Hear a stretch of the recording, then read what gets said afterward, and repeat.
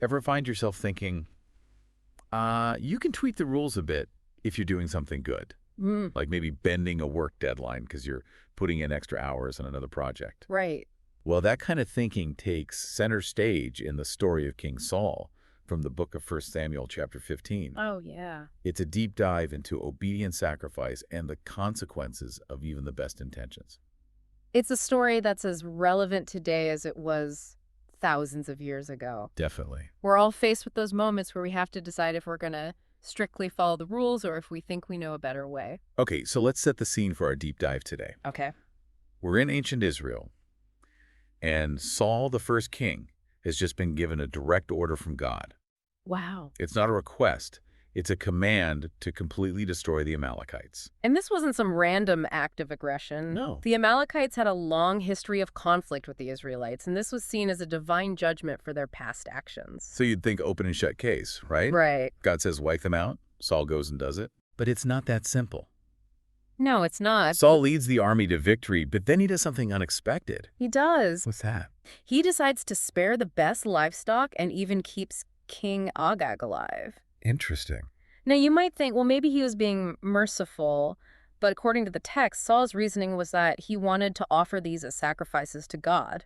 So it's like he's trying to make a deal. Yeah. Hey, God, I did most of what you asked, and look, I even brought you some nice gifts. It really does seem like Saul was trying to find a loophole, a way to both obey and benefit from his victory. Mm.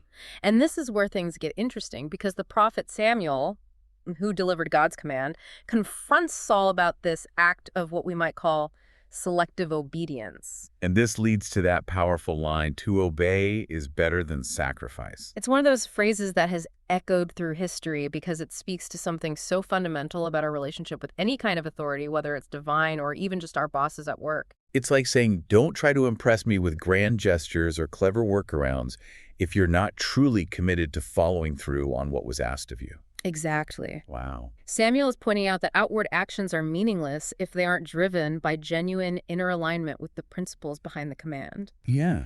It's about understanding the spirit of the law, not just the letter of the law.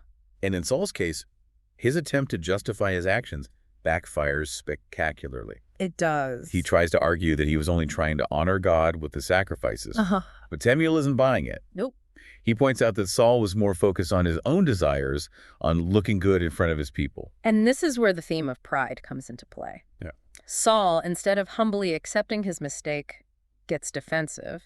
He's more concerned with saving face than acknowledging the wrong he's done.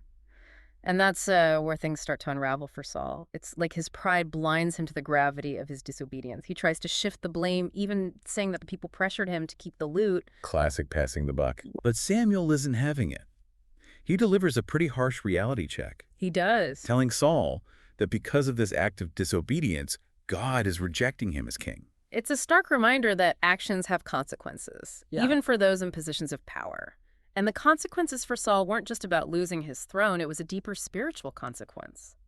He lost that connection with the divine guidance that had made him king in the first place. So even though Saul thought he was doing something good by bringing back these sacrifices, it completely missed the point. He focused on the outward ritual instead of the true essence of what God was asking of him. And this is where the story gets really thought-provoking because it challenges us to look at our own motivations.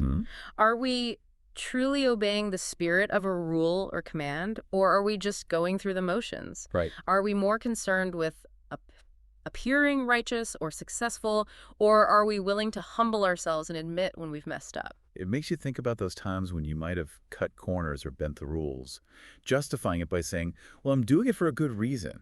Exactly. And it's easy to fall into that trap, especially in our modern world where we're constantly bombarded with messages about success and achievement. For sure. We might be tempted to prioritize outward appearances over genuine integrity. So how do we avoid falling into the same trap as Saul? How can we make sure we're truly living in alignment with our values? Well, I think it starts with self-awareness. Okay. We need to be honest with ourselves about our motivations. Why are we doing what we're doing? Yeah. Is it to impress others, to gain something for ourselves? Or is it because we genuinely believe it's the right thing to do? It's like that saying, check your ego at the door.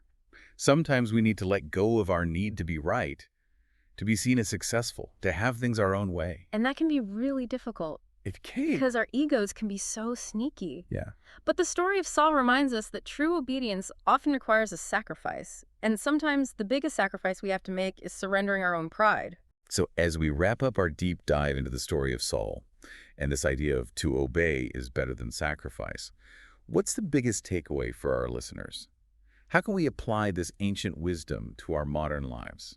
Well, I think it starts with recognizing that this isn't just some dusty old story about a king and a prophet. Yep. It's about something that's woven into the fabric of human experience, Yeah. the struggle between our desires and doing what we know is right. Right, because we've all been in those situations where we're tempted to cut corners or justify our actions, even if it means bending the rules a bit. Mm. But this story is a powerful reminder that true obedience isn't just about outward actions. Uh-huh. It's about aligning our hearts and minds with the underlying principles. And that's where the real challenge lies.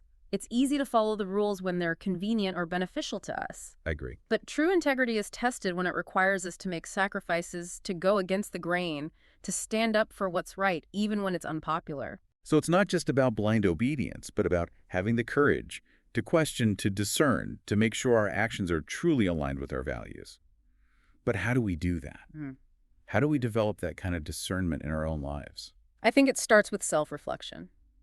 Taking the time to pause and really examine our motivations. Are we acting out of fear, greed, a desire for approval?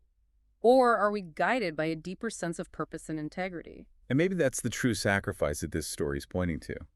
The willingness to surrender our ego, our need to be right, our desire for control. It's about recognizing that sometimes the most courageous act is to simply let go and trust in something larger than ourselves. And that's a lesson that's relevant for everyone, whether you're a CEO making a major business decision, a student facing a tough ethical dilemma, or just someone trying to navigate the everyday choices of life. The story of Saul reminds us that true obedience isn't about perfection. It's about striving for alignment, about making those tough choices with humility and integrity. So as we leave our listeners to ponder this ancient story, maybe the question we should all be asking ourselves is, what are we willing to sacrifice in order to live a life of true obedience to our values? Food for thought as you navigate your own modern-day dilemmas. And that wraps up our deep dive today. Thanks for joining us.